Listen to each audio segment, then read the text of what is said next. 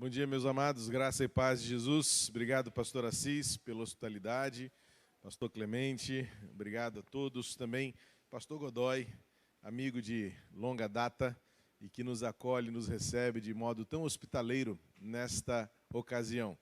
E como eu disse ontem à noite, bom demais rever amigos. E hoje pela manhã já vivi uma emoção muito grande de reencontrar Josevaldo, meu ex-aluno, lá no Seminário do Sul, na Tijuca, no Rio de Janeiro. E vivi, de fato, fortes emoções. O negócio está meio engasgado aqui ainda, viu, Josevaldo? Mandei mensagem para minha esposa e disse, olha, tá difícil. Porque a gente, depois de mais de 25 anos, quando você se formou, Josevaldo? 2001. Então, olha quanto tempo, não é? 21 anos. Na verdade, se você se formou em 2001, eu fui o seu professor em 98, 99. Então, olha aí, quase 25 anos. Depois a gente reencontrar amigos queridos na caminhada e vê-los firmes, né?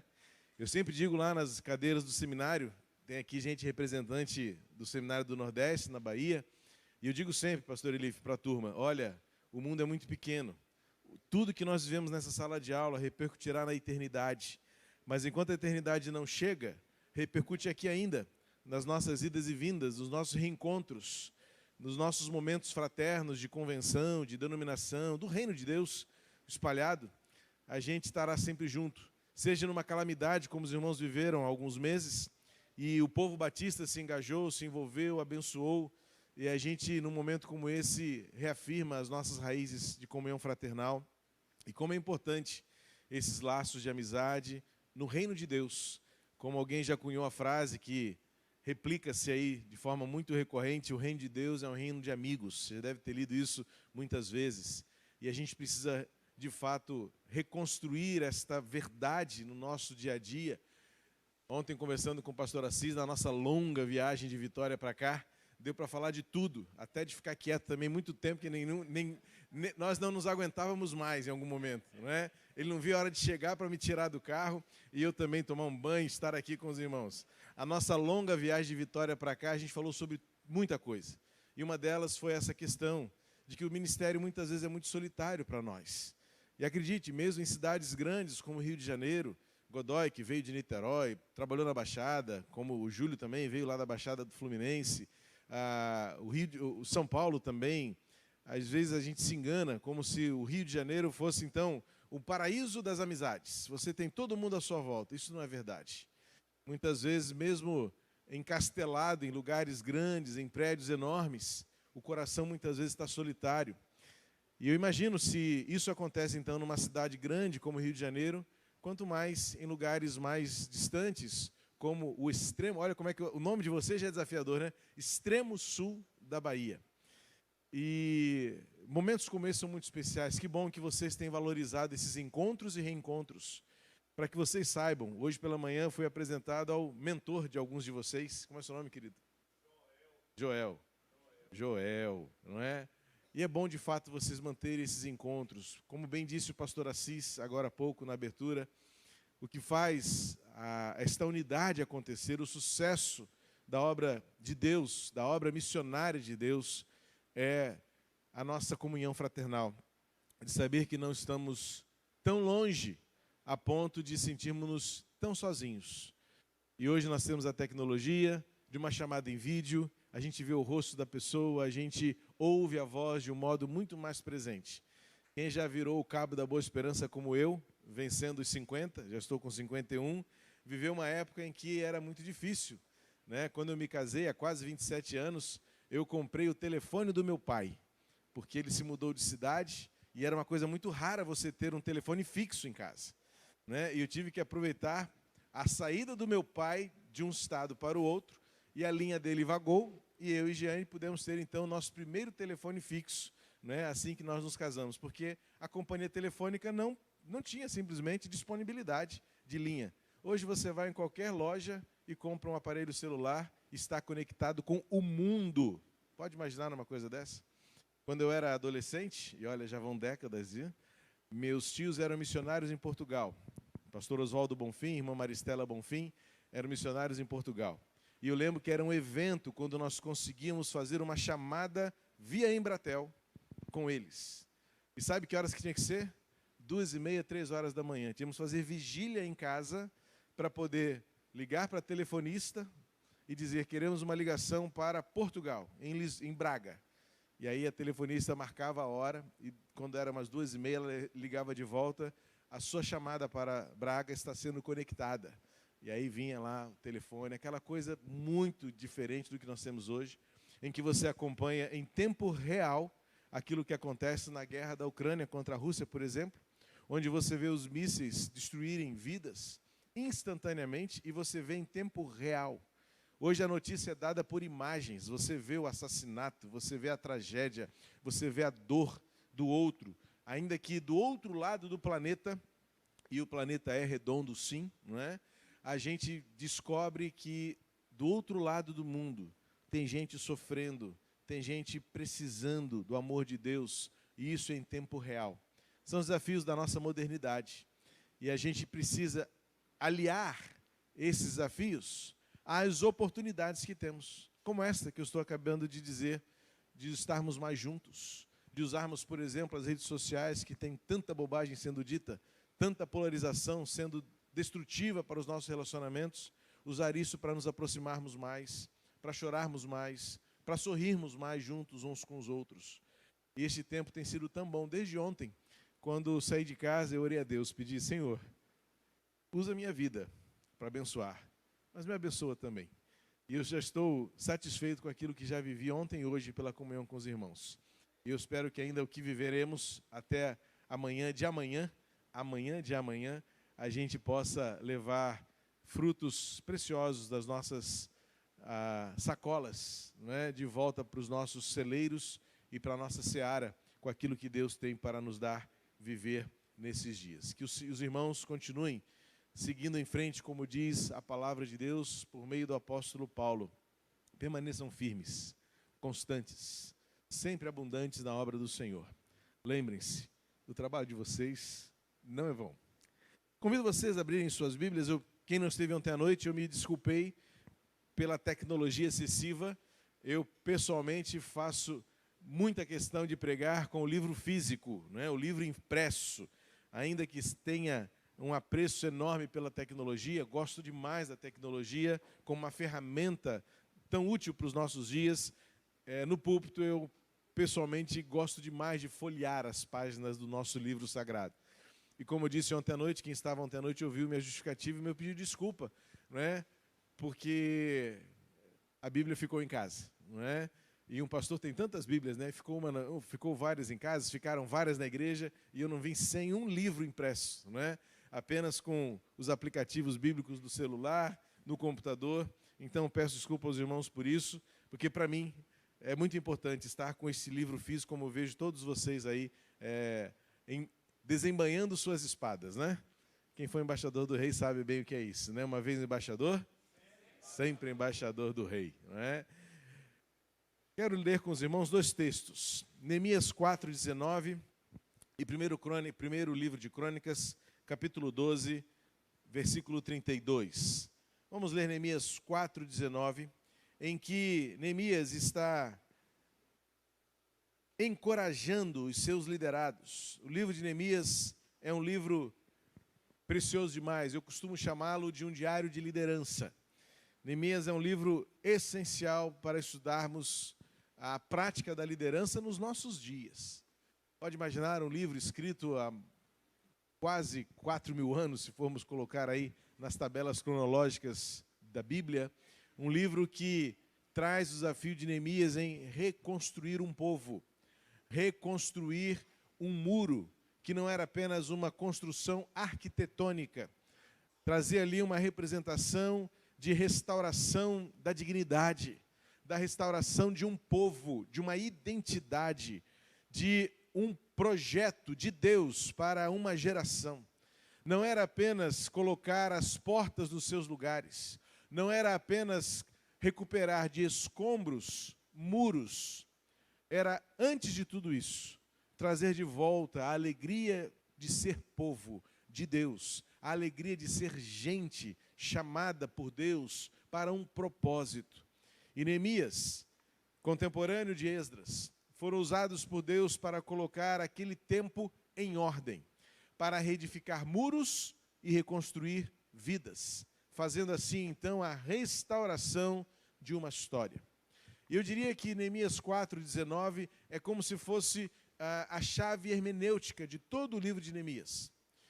Como disse, costumo apelidar este livro de O Diário de um Líder, porque de fato ele faz um diário, ele conta, ele diz na primeira pessoa: eu e os magistrados, eu e os meus companheiros, então eu orei, então eu pensei, então eu refleti.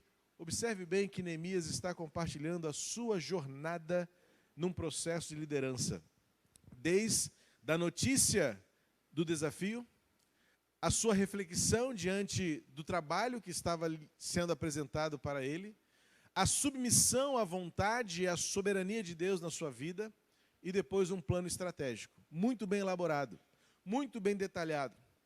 E aí, então, quando ele arregaça as mangas e vai para o campo, ele se depara com os desafios da liderança, da oposição, da dispersão do povo, das várias situações inusitadas e inesperadas que surgem ao longo do caminho. Todo projeto tem os seus percalços, todo desafio tem as suas situações inesperadas, improváveis, mas em um tempo recorde, em cerca de 50 dias, o muro estava sendo erigido novamente. E no tempo que Deus havia estabelecido, aquele povo viu os muros de pé, as portas no seu devido lugar, e houve aquele maravilhoso avivamento do povo ficar horas e horas em pé, chorando, quebrantado, ouvindo a palavra de Deus ministrada por Esdras, que Deus havia preparado 14 anos antes para aquele dia, quando finalmente a obra de Deus se consolidou e todos viram com seus próprios olhos o projeto de Deus se estabelecer. Eu dei um pequeno resumo do que é a história de Neemias à frente do povo, registrada no livro de Neemias. Mas o capítulo 4, versículo 19, para mim, é o que eu chamaria de a chave hermenêutica, ou seja, o elemento central do que foi Neemias na função da liderança daquele povo para aquele tempo. E diz assim o texto: e eu disse ao povo e aos seus oficiais e às suas autoridades: o trabalho é muito espalhado, e por isso nós ficamos muito longe uns dos outros nas muralhas. Versículo 20. Se vocês ouvirem a corneta tocando o alarme, reúnam-se em volta de mim, o nosso Deus lutará por nós. O texto que você conhece nas nossas traduções e versões mais comuns, a seara, não é? O trabalho, a obra é grande e extensa. E nós estamos separados no muro. Como disse ontem também, tenho feito a leitura na nova tradução na linguagem de hoje, que de forma mais coloquial traduz aquela fala de Neemias como sendo o trabalho muito espalhado, ou seja, extenso, grande, pesado, e nós estamos longe uns dos outros nas muralhas. Pense que as muralhas de Neemias, esta extensão territorial que temos entre nós. A cidade vizinha, referência, fica a quase 70 quilômetros desta localidade onde nós estamos. Talvez ninguém tenha viajado tanto quanto eu e o Assis ontem, né, Assis? Mas, sem dúvida alguma, todos vocês vivem, como eu vivo, o desafio de uma obra que é grande pelo seu vulto, pelo seu valor, pela sua importância, e é extensa porque, de fato, nós somos absolutamente limitados. A beleza da obra de Deus se dá neste contraste entre a importância que ela tem, ao que ela se refere, porque é obra de Deus, é poder de Deus, são milagres de Deus, e tudo isso realizado por pessoas limitadas como eu e você, que temos uma data de validade. Josivaldo me apresentou uma foto de 2001, não, no caso 98, talvez 99, pela localidade da sala de aula ali, deve ter sido nessa época, em que eu tinha cabelos pretos e tinha cabelos. O tempo passou. Josivaldo tinha um cabelão preto também, bonito.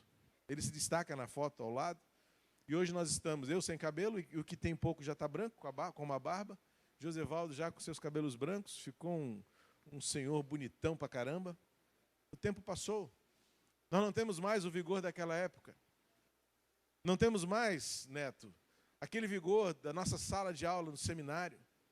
Não temos mais aquele fôlego da pelada da tarde de sábado. Nós nos vemos agora adultos, muitas vezes enfermos. E quando eu vejo Luciano, né, que orou aqui agora, meu coração se enche de esperança. Que alegria ver vocês, jovens, sendo ordenados ao ministério pastoral. Ontem estive com o pastor Anderson, de Teixeira de Freitas, acompanhado de seus seminaristas. Que alegria ver Eliseus com seus moços ao lado, que não sejam Geazis. Que as histórias de vocês persigam. Depois eu posso falar sobre isso. Quem sabe à tarde, Assis, para os pastores, falar sobre os Geazis do nosso tempo, não é? Mas que emoção ver os nossos seminários ainda com uma turma de 19, 20, 30 alunos, sonhando e recebendo de Deus o chamado. O que Neemias nos mostra é uma percepção muito clara e lúcida do que Deus faz e de quem Ele é. A obra é de Deus.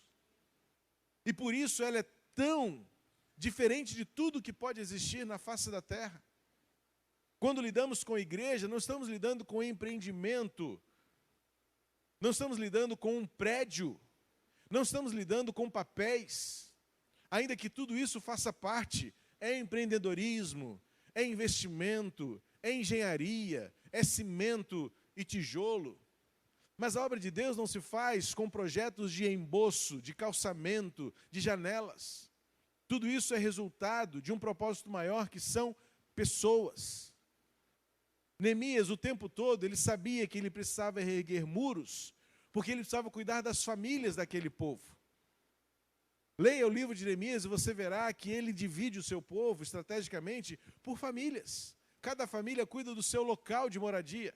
O capítulo 3 é fantástico, o capítulo 4 também, quando ele divide estrategicamente o povo. E ele coloca assim: família de fulano vai cuidar do local da sua casa e daquele pedaço de muro. A família que está do lado vai cuidar do pedaço de muro que está ao lado da sua casa. Você observa o mapa de Jerusalém daquela época, e Neemias coloca as famílias cuidando do seu lugar, e Neemias cuidando das famílias para que elas cuidassem do seu lugar. Divide tarefas, envolve pessoas. O tempo todo Neemias não tinha os olhos no tijolo, no cimento, da pedra, do emboço. Não. Os seus olhos estavam para as pessoas que precisavam ser cuidadas e restauradas e recuperarem a alegria da identidade de serem povo de Deus. E a grandeza da obra se estabelece porque Neemias tem uma visão de que obra é esta. Não é uma obra feita com estatutos e movimentos financeiros. É uma obra feita com corações de pecadores que precisam de restauração pela graça. E o desafio que temos para nós hoje é olhar esta obra que chamamos de igreja e olhar para elas primordialmente, essencialmente, e eu diria inegociavelmente, como pessoas. Antes de tudo, é gente. É gente que sofre, é gente que precisa, é gente que carece, é gente que chora, é gente que adoece, é gente que morre. A pandemia veio nos colocar um pouco mais nos eixos, para nos tirar por um tempo dos templos e nos levar de volta para casa, para restabelecer a nossa visão de que a igreja é feita por pessoas, onde quer que elas estejam. E agora que nós voltamos para o templo, neste tempo, é hora de recuperarmos a nossa visão, o ardor pela missão. Porque este lugar é um lugar de instrução, de pastoreio, de acolhimento, de púlpito, de palavra, de aperfeiçoamento, de afiar o machado. Mas a obra está lá fora. Porque é lá onde estão as pessoas. Estas casas que estão aqui do lado, os bares, o seu local de trabalho, as ruas por onde você passa, as pessoas com quem você convive, seja na sua própria casa, seja no seu local de trabalho ou de estudos. É grande, porque Deus está olhando para as pessoas na frieza e na dureza do seu coração. É grande porque é um desafio que enfrentamos diariamente, a oposição, que ela é espiritual antes de tudo. Porque existe um inimigo, o anticristo de todas as eras, sempre se levantou para impedir o crescimento da obra de Deus. Foi assim com faraós, foi assim com Herodes, foi assim com imperadores, foi assim com governantes e continua sendo até hoje, com homens e mulheres que ocupam palácios e que pouco se interessam com o que é chamado obra de Deus, que é corações transformados, almas resgatadas, vidas sendo salvas e transformadas pelo Evangelho. Não é pela religião cristã, porque religião tem várias. É pelo Evangelho que nos confronta com o pecado e que nos conforta diante das nossas mazelas, das nossas imperfeições. É grande, segundo Neemias, porque ele tem uma dimensão muito clara do desafio de quando ele estava lá, sentado, chorando, dias, como diz o capítulo 1 do livro. E uma hora ele dizia assim, mas eu preciso fazer alguma coisa. O meu povo está chorando, as portas estão destruídas. E ele tem um vínculo afetivo, porque quando ele vai se dirigir ao imperador, Artaxerxes, ele fala assim, Senhor, o problema é que o lugar onde meus pais foram sepultados está em ruínas. Há uma história que precisa ser resgatada, há uma história que precisa ser preservada, há uma história que precisa ser mantida, há um legado que precisa ser levado adiante. E Neemias, quando vê isto tudo, fala assim, isso não é meu, isso é uma história de Deus que precisa ser levada adiante. É grande porque Neemias sabe que nada é dele, mas ele está ali como um instrumento para ser o agente de Deus que vai restaurar, transformar e realizar o propósito de Deus. Deus poderia descer dos céus e fazer tudo sozinho, porque Ele é o Todo-Poderoso. Mas Ele nos deu, por amor, a missão de nós sermos parte, o privilégio de colocarmos nossas mãos no arado, de derramar o nosso coração, de muitas vezes chorar e sofrer enquanto semeamos, como diz o Salmo 126, mas ter a alegria de voltar com os molhos cheios da colheita e trazer ao nosso lado homens e mulheres que passaram pelo batistério ou pelos rios e foram batizados e tiveram suas vidas mudadas. Ébrios, dependentes, assassinos, homicidas, traidores, adúlteros, mentirosos, homens e mulheres que estavam a caminho do inferno e foram trazidos para o caminho da luz, da vida eterna com Jesus. Esta obra é muito grande. Esta obra é muito grande. São desafios que temos diante de nós e que muitas vezes nos perguntamos, como eu vou fazer isso? Como eu serei capaz? Primeiro, porque você deve tirar o eu desta afirmação, porque nenhuma capacidade, nenhuma sabedoria vem do seu próprio coração.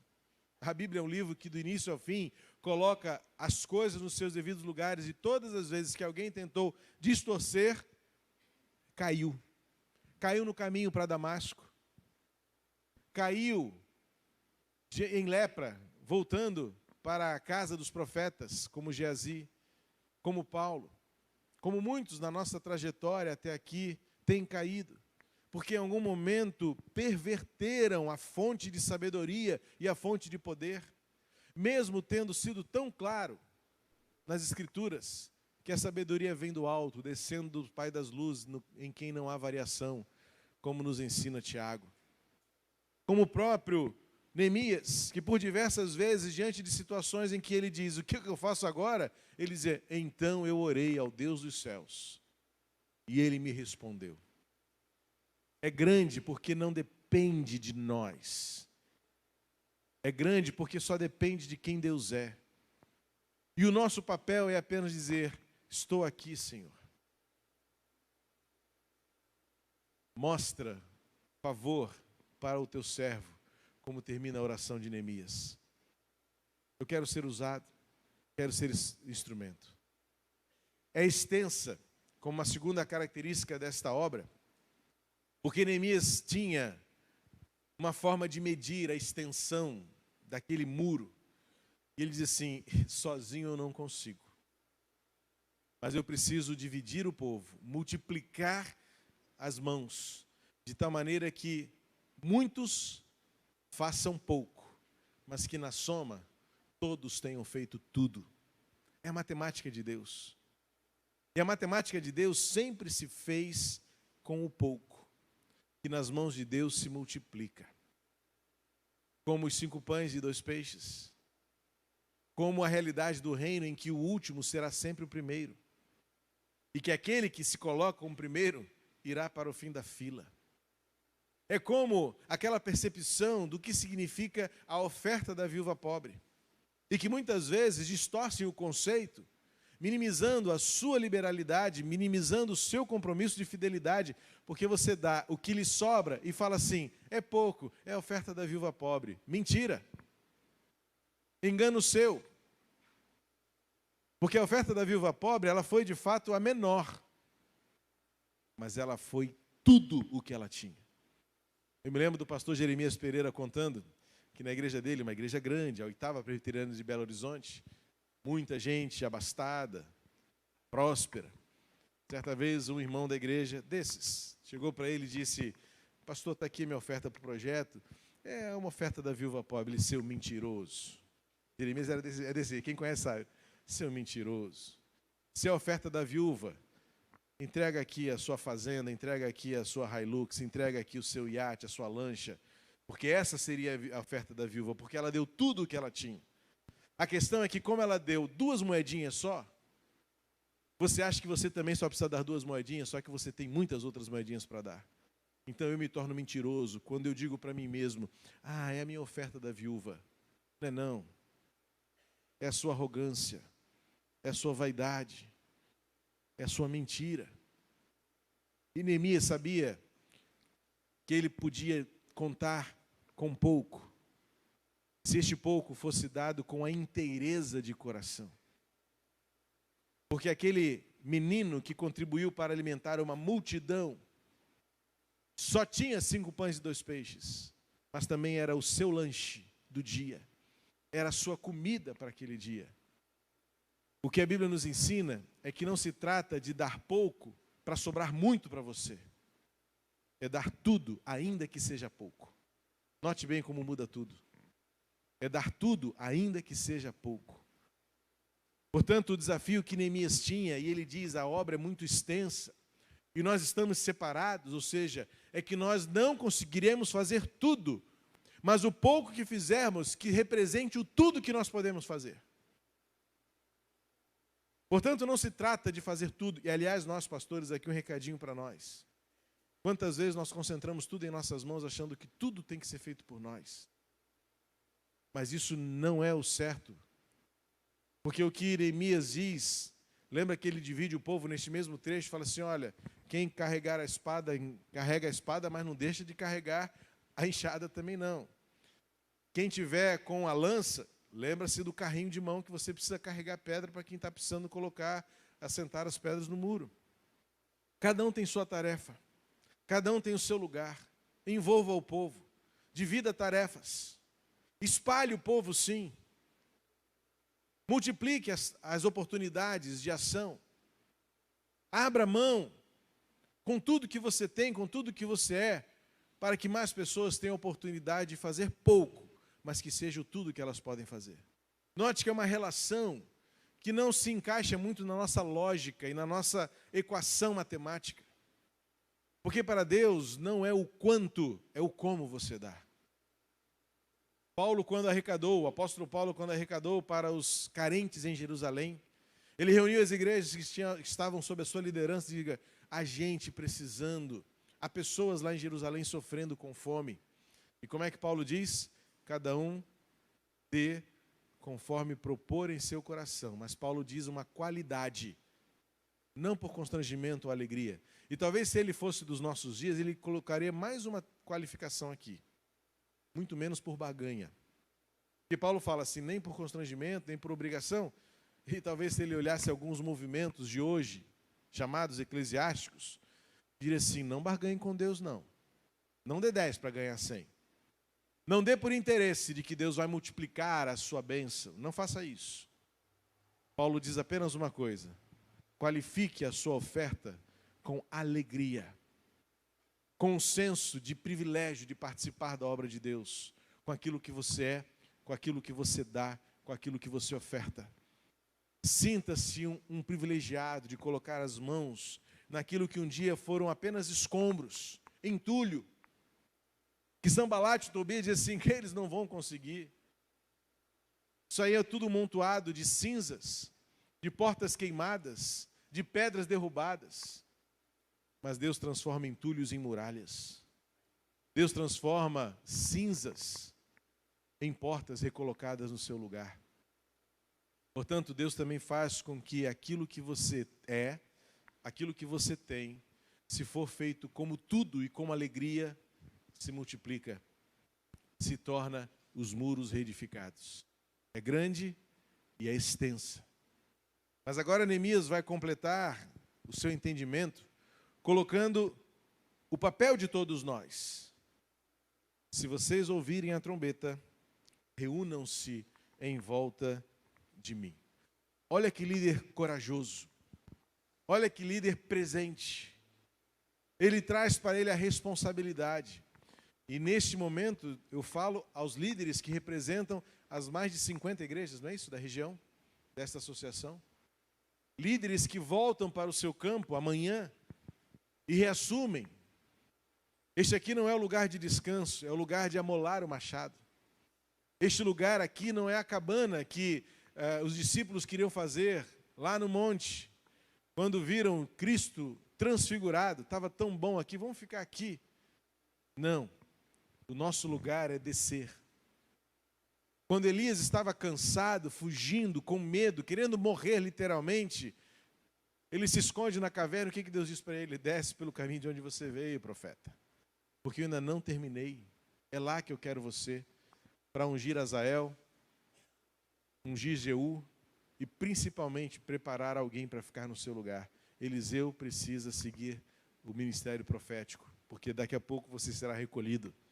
Desce, volta.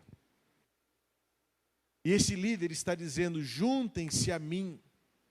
Quais são os sonhos, líder, que você tem mantido para a obra que Deus colocou em suas mãos? De que modo você consegue atrair pessoas para perto de você?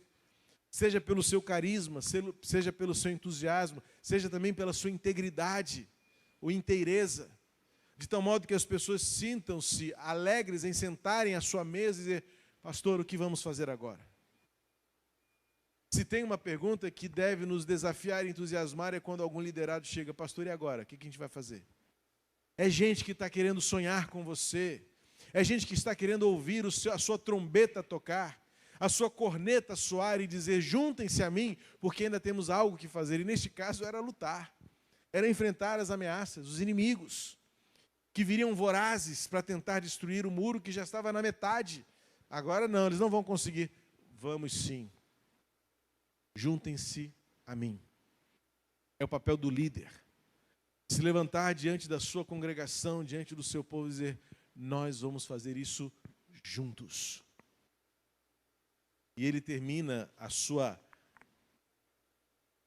o seu encorajamento para o seu povo, dizendo assim, sabe da última boa notícia? Nós vamos estar unidos e sabe quem vai lutar? É Deus quem luta por nós. E agora ele volta, ele fecha o ciclo. O nosso Deus lutará por nós, porque a obra é grande demais. Sabe por que a obra é grande? Porque você não é capaz de fazer sozinho. Não será nunca nas suas forças, não será nunca pela sua sabedoria humana, mas será pela sabedoria do alto, será pela força que vem de Deus, será pelo poder da vitória que vem no nome do Senhor Deus. Então Neemias fecha o ciclo dizendo, ela é grande, nós não somos capazes, nunca por nós mesmos. E ele termina dizendo, é Deus quem lutará por nós. Esse texto nos dá 3 lições práticas para a nossa missão e para a nossa tarefa de fazer o nome do Senhor conhecido por Jesus Cristo. Não há sucesso maior na nossa obra do que quando nós colocamos os nossos joelhos dobrados. Porque quando Neemias diz, o nosso Deus lutará por nós, isto é uma forma de orar. Porque oração é entrega. Oração é dedicação. Oração é você colocar as coisas no seu devido lugar.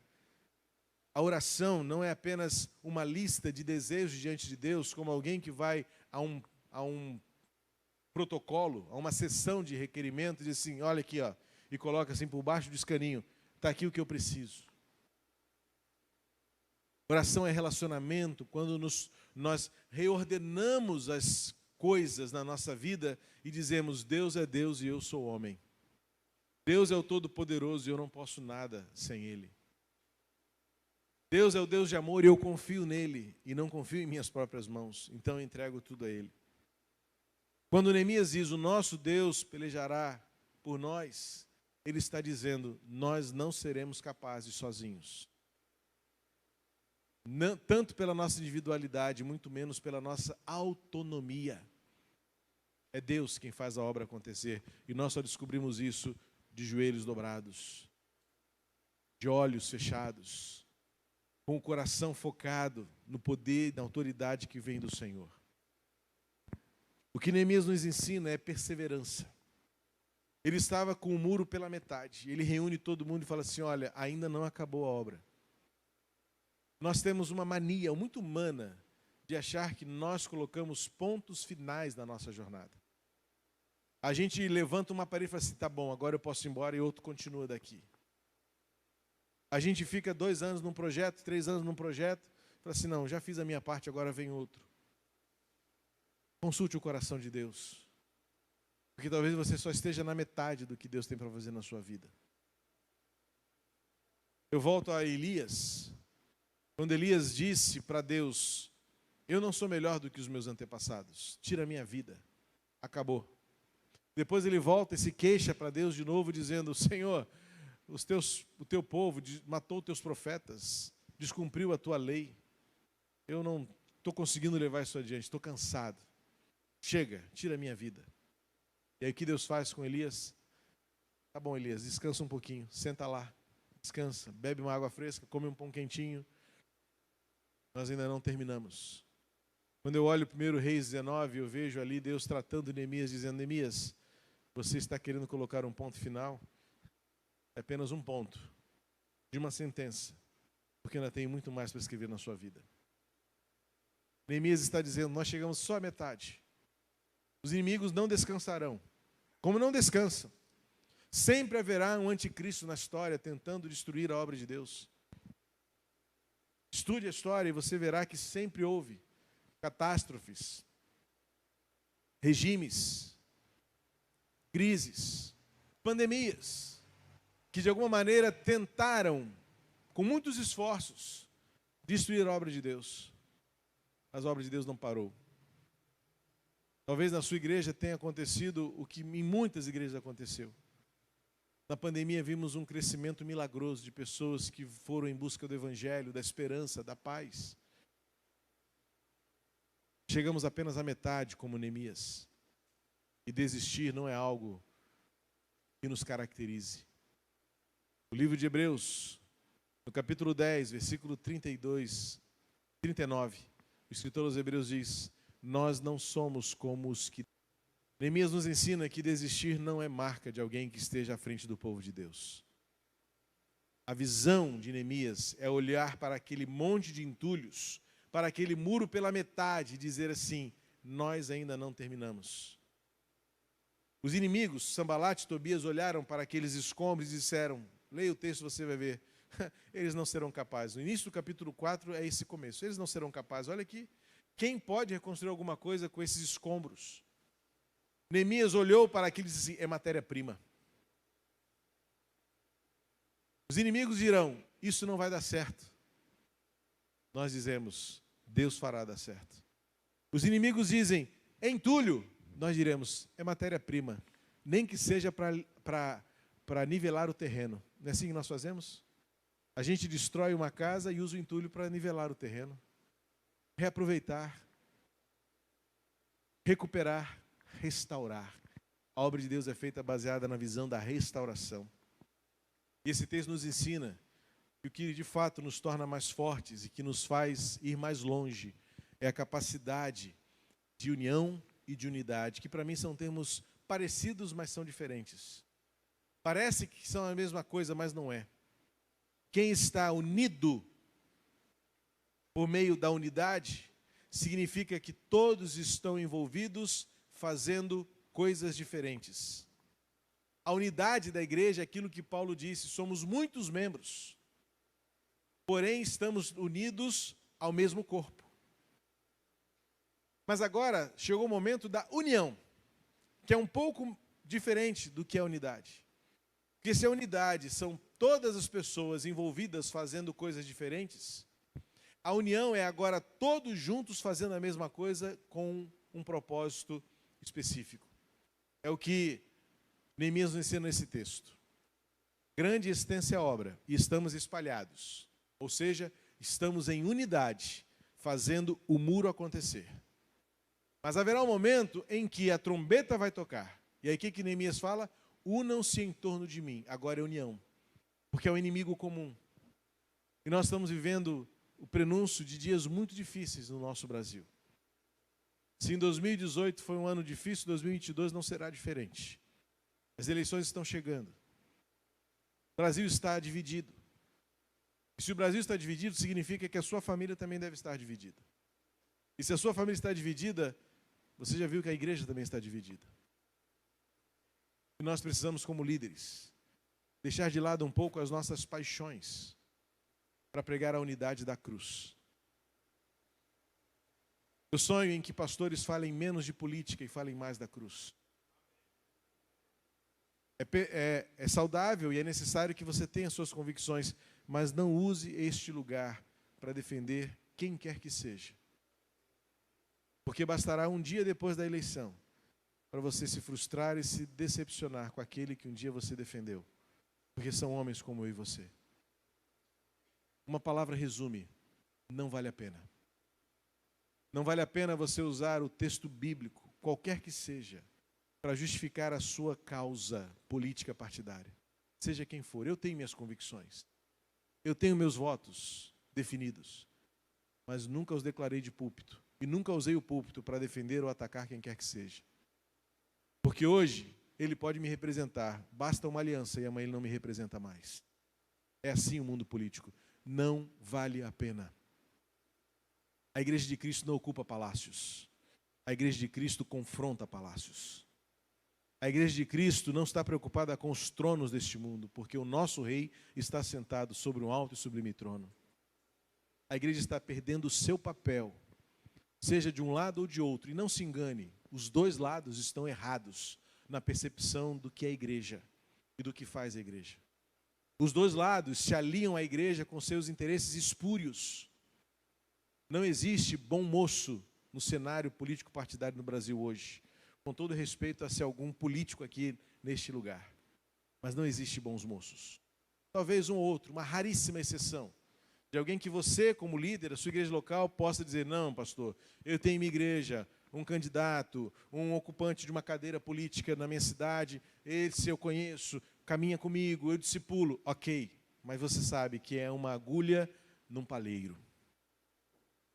O que eu estou dizendo é esta visão macro do que está por acontecer nos próximos meses, quando as candidaturas se definirão. E a igreja está dividida. E olha o que Neemias está dizendo: unam-se a mim. Mas por quê? Porque ele não estava olhando para o trono em Jerusalém. Ele estava olhando para os muros e para as famílias. Note que Neemias não está preocupado em momento nenhum. Leia o livro de Neemias e você vai descobrir, se não me engano, no capítulo 7 ou 6. Agora me foge a memória, a referência. Ele foi chamado para ser governador. Lembre-se disso. Leia Neemias. Ele foi convidado para assumir o cargo político da sua época. Ele disse: não, eu não vim aqui para isso. Pastor, você não veio aqui para isso. Neemias abre mão da honraria que estava sendo dada a Neemias. Olha o que você fez. Neemias, você é o cara. Neemias, vem, se assente aqui, seja o nosso governador. Ele disse: não. Obrigado pela oportunidade, mas eu tenho uma missão, que é cuidar das pessoas. É reconstruir os muros e levantar as portas. E Neemias se viu satisfeito quando viu o povo reunido, quebrantado. Gente, o quebrantamento não vem dos palácios, o quebrantamento vem do Evangelho. A mudança de vida não vem dos órgãos governamentais.